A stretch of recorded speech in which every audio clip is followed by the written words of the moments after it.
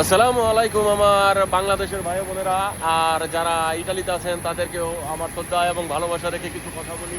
যাক, বাংলাদেশে চলে যাইতেছি এই কারণে আপনাদেরকেও ভিডিও আপলোড করে দেখালাম। আমার ভাই বোনেরা এখন প্লেনে উঠবো, তো প্লেনে ওঠার আগেই আপনাদেরকে কিছু দেখিয়ে নিলাম না।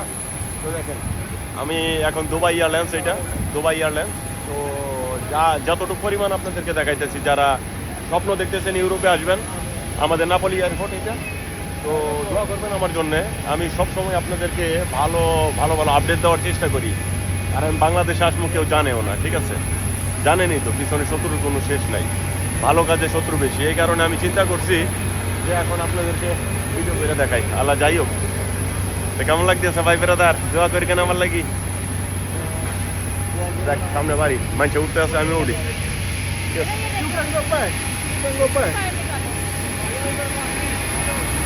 হ্যাঁ, ওই সাইডে আমরা এই সাইডে উঠতাম না, ওই সাইড থেকে উঠি। ঠিক আছে ভাই বেড়াদার, দোয়া করেন। আমার অনেক কষ্ট লাগতে আছে, একটা হুক কাটানোর দরকার ছিল, একটা বিড়ি খাওয়ার দরকার, বিড়িটা খাইতাম পারতে আসি না। ঠিক আছে, সুইংগাম সবাই কিনতে। ঠিক আছে, এখন ফেলেনে উঠতেই যাবো।